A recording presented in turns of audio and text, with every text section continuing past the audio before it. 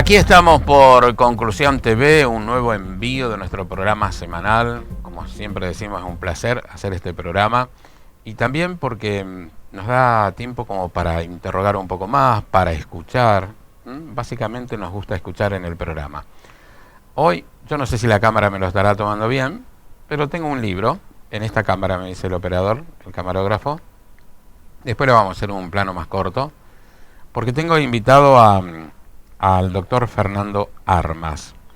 Y el libro tiene este título: El eterno sufrimiento del arte de currar. Fernando Gustavo. Así es. ¿Cómo te va? Muy bien, muchas gracias por la invitación. No, un placer que hayas venido. Es realmente un placer. Nos conocemos, sí. Nos conocemos de antes, como diría Fito. Sí, es verdad. Pero esta intimidad que crea este tipo de programa en el apuro de la vida cotidiana de los medios me parece muy saludable. Nos hemos encontrado en la calle también. También, claro, sí. Movilizaciones, sí. Luchas. Reclamando por nuestros derechos. Exactamente. ¿Qué tema ese, no? A ver, ¿cómo lo analizás? Porque has sido un luchador. Bueno, yo milito. ¿Estás comprometido en Yo la milito militancia? desde los 18 años.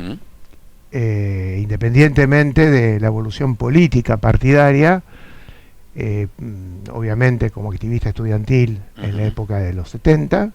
Época, ¿no? Qué época, en donde todos discutíamos cuál era el camino de la revolución, pasilleando las facultades de ahora, realmente la comparación es abismal respecto a qué se discute, qué se debate.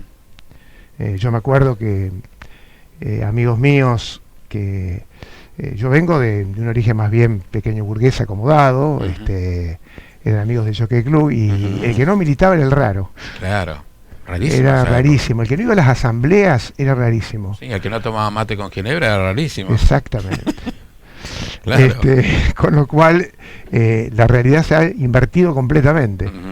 Hoy yo veo a la militancia estudiantil más carrerista respecto al concepto de la militancia, y obviamente ha cambiado el tiempo histórico. Eso sería producto de otro programa en todo caso, pero ha cambiado derrotas mediante lo que sería la viabilidad revolucionaria, independientemente que yo considero que la salida para la humanidad, más en este tiempo de guerra, es una perspectiva socialista internacionalista. Es decir, yo sigo pensando que el capitalismo se recicla solamente como pasa en Ucrania y Rusia, es decir, pasa a través de destruir fuerzas productivas, destruir el planeta, destruir la ecología, destruir la fuente de trabajo, destruir los derechos, que es un poco el tema de mi libro, ¿no? Bueno, cuando mencionas la guerra en Ucrania y Rusia tratando de dominar parte o mantenerse hegemónico en su espacio en Eurasia, en parte de Asia y de Europa, es un problema del capitalismo. Absolutamente. Sí. Es una de las secuelas de la restauración capitalista en la ex-URSS. Claro. El estallido de las nacionalidades oprimidas, fenómeno parecido al de Yugoslavia, ha creado una situación en la cual sería totalmente equivocado unilateralizar la responsabilidad de la guerra. Ni la OTAN ni Putin, para mí. Es decir, ¿se entiende? Son dos polos de una disputa interimperialista, en donde, independientemente, que es obvio que el sufrimiento central lo tiene el pueblo ucraniano, pero también hay manifestaciones en Rusia contra la guerra, porque las consecuencias de la guerra golpean absolutamente, no solamente a ambas partes literales, sino al mundo entero, ¿no? Y me parece que en ese sentido hay que reforzar esa idea maravillosa, o esa frase tan corta y tan perfecta de Rosa Luxemburgo, que dice: nunca guerra entre los pueblos, sí a la guerra entre las clases. Un concepto muy luxemburguista. Claro. Digamos. Pensaba que hay 7.000 sanciones. Antes de la Primera Guerra Mundial, ¿no? Sí, hay 7.000 sanciones contra Rusia. Pero no hay 7.000 sanciones, por ejemplo, contra Estados Unidos y la OTAN en Irak. No, y la OTAN fue a bombardear Yugoslavia y la dividió, que era el objetivo. La astilló, la fragmentó. Podemos ir a la historia de la guerra de la Triple Alianza, como Inglaterra presiona para dividir América Latina. También, tal cual, ¿no? exactamente. Y Francia estaba también. Pero se habla menos de Francia y tenía que ver, ¿eh?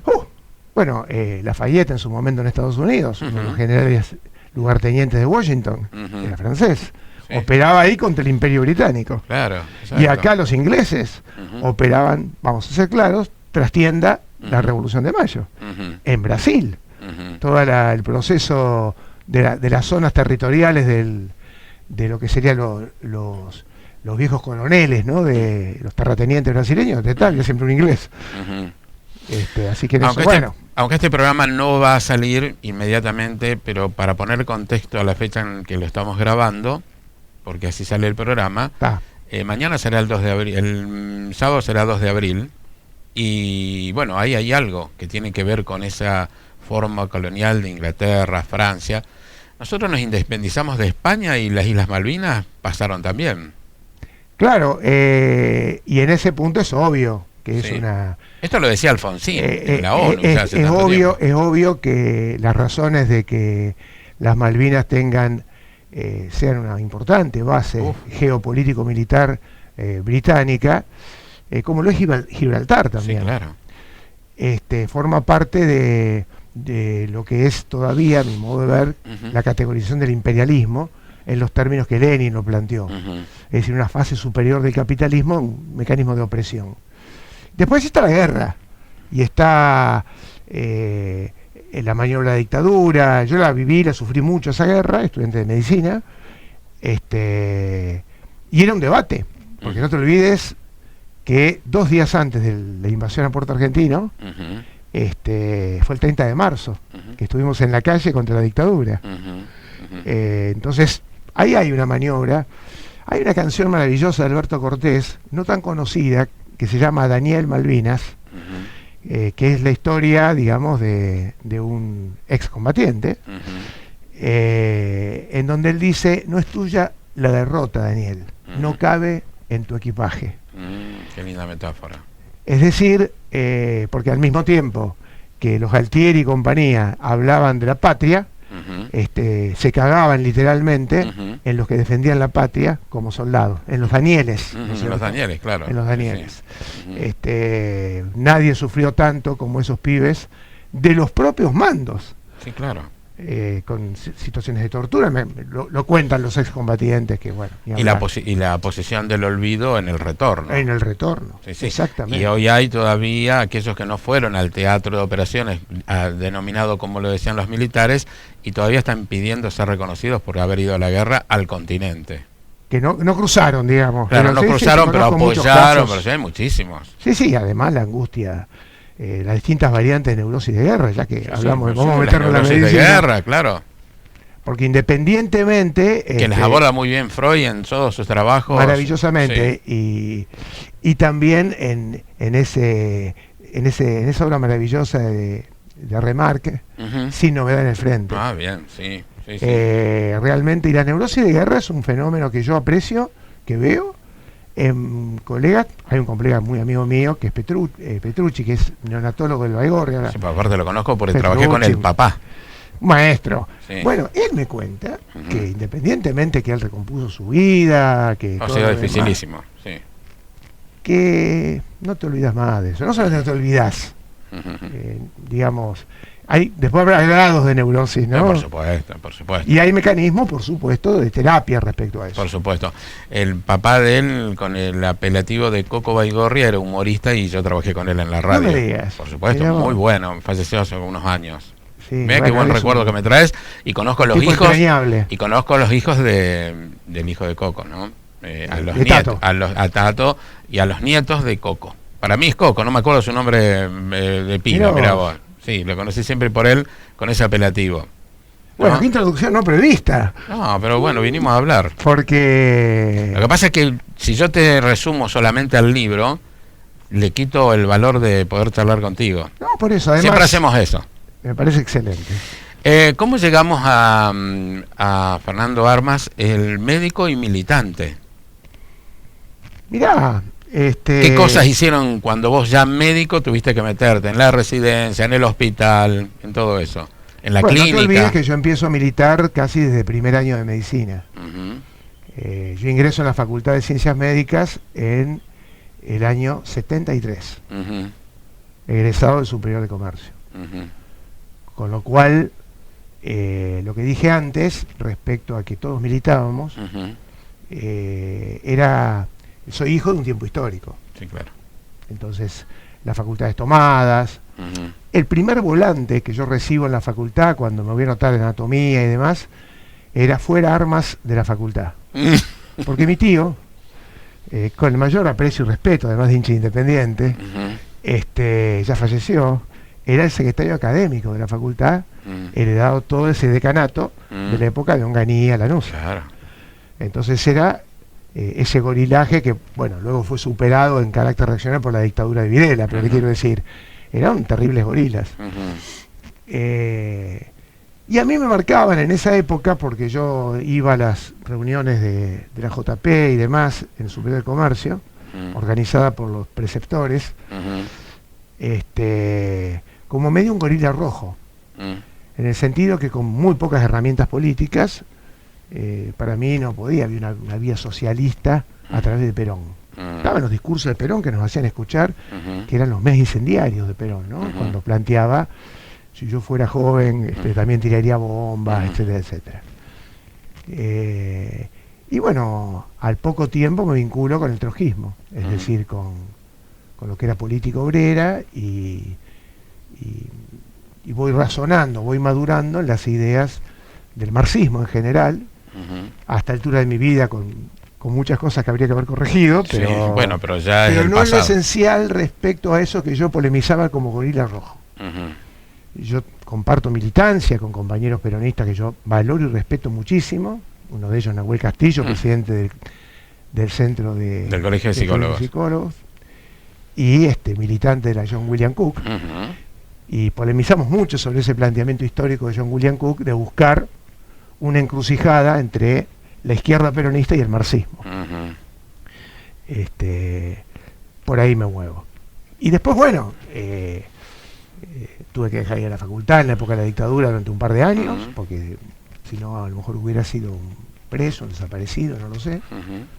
En ese sentido, la política de la organización era correcta, es decir, tratar de caracterizar correctamente el golpe y ver hasta qué punto la clandestinidad tenía que combinarse con formas de legalidad. Trabajé varios años en fábrica, en la fábrica Marieta, de cojinetes, un hermoso trabajo tuve ahí, político, y en la época de la dictadura.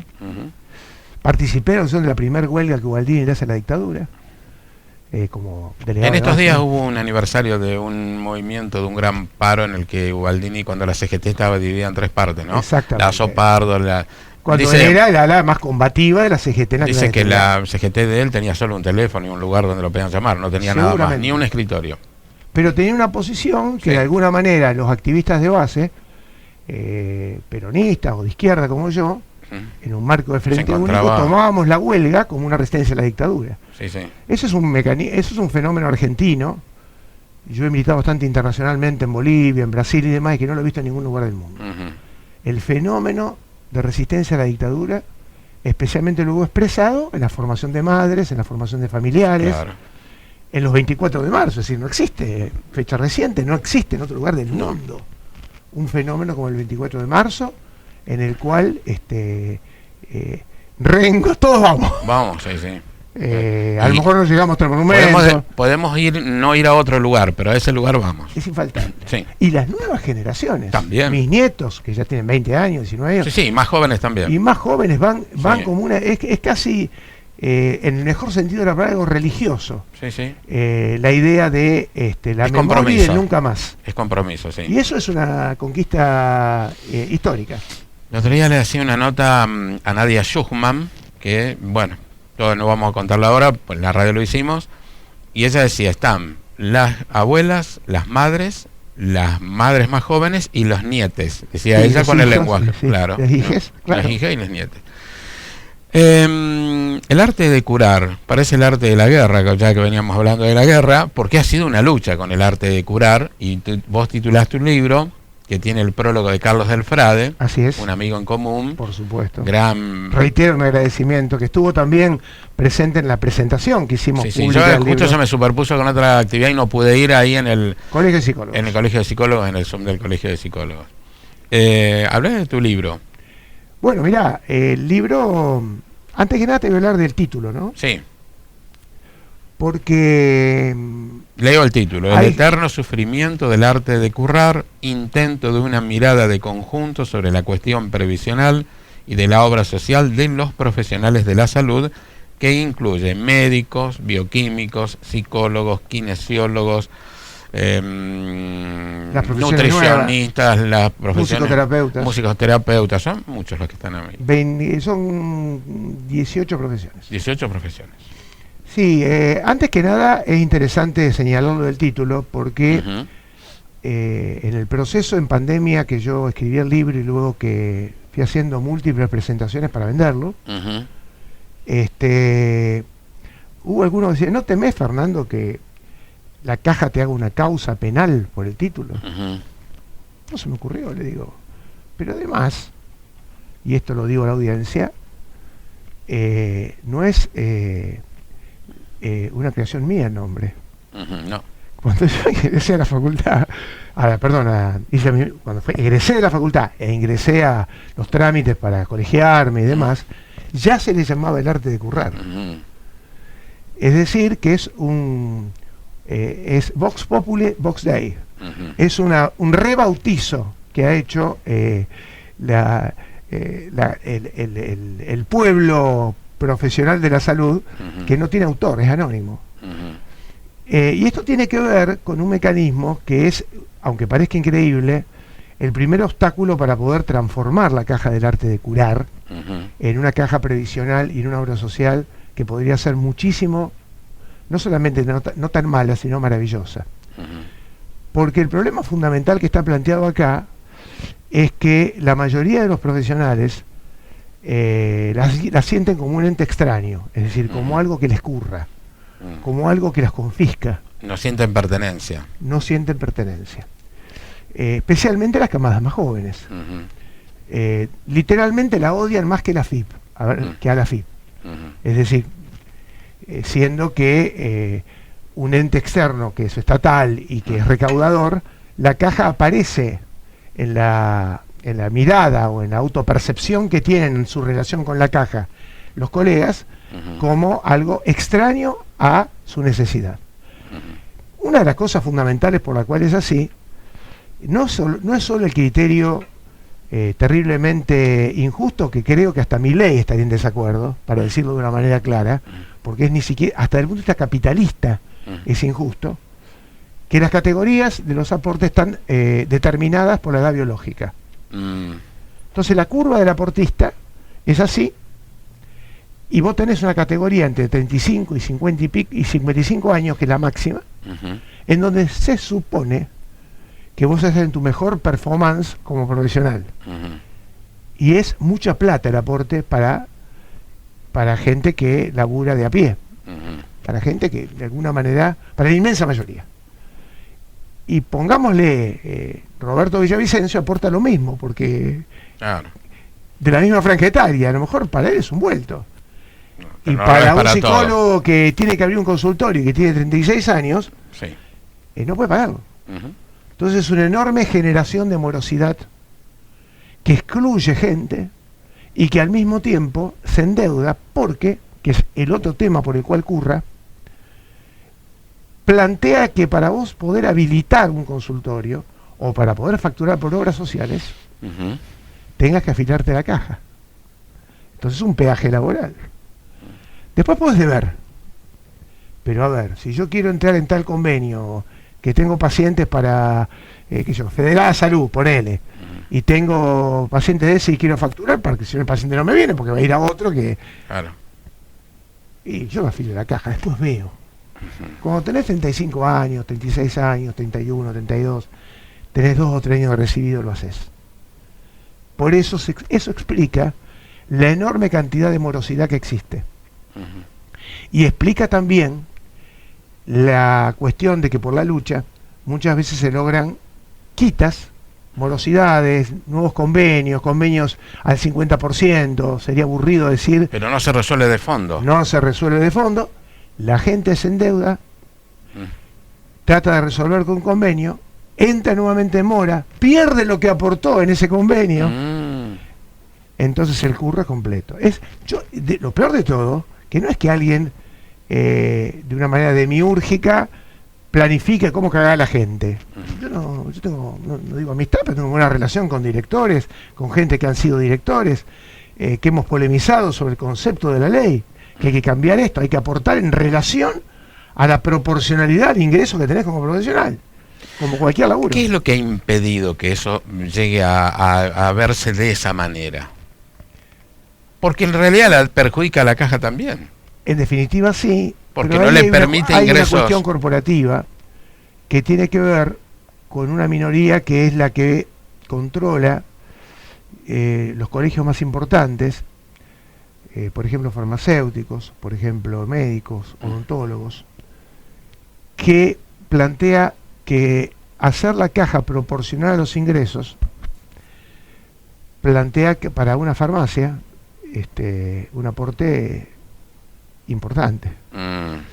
Plantea para el cirujano plástico, que por ahí factura mucho, con el mayor respeto por los cirujanos plásticos. No, estamos hablando de la caja de jubilación. O buen odontólogo que ha logrado tener una clientela importante. O sea, a ellos les conviene el status quo. Y después hay otro problema, que para que eso pase y vos ensanches la base de aportistas, tenés que formular figuras de aportes patronales.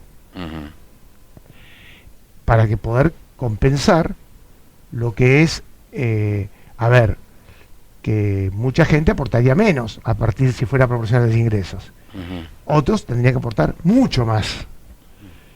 Y entonces la caja no contempla ni se plantea que aquellos que trabajan en urgencia, por poner las prestadoras más conocidas, están obligados para poder laburar adentro de ahí, ser monotributistas. Y para ser monotributista te eximís de la parte del monotributo que es obra social y aporte jubilatorio. Con lo cual, ¿por qué? Porque aportás a la caja, tenés número de caja. Y de esa manera liberás a las patronales de sus obligaciones previsionales. En términos de litigio judicial, se lo ganás al juicio. Porque la relación de dependencia está establecida por la realidad. De hecho, yo le he ganado juicio de urgencia hacia ECO. Ese no es el punto. El punto es que nadie hace, es decir, es una minoría las que entran en un conflicto laboral, gremial y hacen juicio. Y ellos ganan en no aportarle a nadie, en precarizar el trabajo. Entonces está explicado en unos capítulos del libro, una relación entre la precariedad laboral que sufrimos los trabajadores de la salud y el sistema de la caja. Entonces, hay intereses muy, muy importantes que están detrás de eso. Y después están nuestros puntos débiles, que lo charlamos mucho en la presentación del libro. Existe en los profesionales de la salud una contradicción entre lo que es su ser social de proletarios, de trabajadores de la salud, y su conciencia de tipo pequeño burgués individualista. Consideran que somos doctores. Y si hoy no me va tan bien, no puedo pagar la caja, bueno, ya veré qué cirugía hago, qué guardia hago, cuántos con sostener el estatus. Lo que Carlos Marx llamaba falsa conciencia. En un sector que yo creo que como los que más se han proletarizado. Es decir, la realidad laboral de cualquier trabajador de la salud de hoy. Vamos a agarrar el caso del médico, que era mi hijo el doctor de aquella de Florencio Sánchez, ¿no? La realidad concreta de los doctores hoy es de una precariedad laboral fenomenal. Es cada vez más difícil lo que yo hice en su momento, abrir un consultorio, hacer guardia y combinar con tener mis propios pacientes. Las nuevas generaciones de médicos, salvo que tengan ya allanado el camino porque son el hijo de o lo que fuera, es muy difícil que puedan llegar a esa situación. Es realmente así. ¿Dónde podemos conseguir el libro? Aunque yo ya había leído uno de arriba, pero ¿dónde podemos conseguir el libro? Yo lo vendo.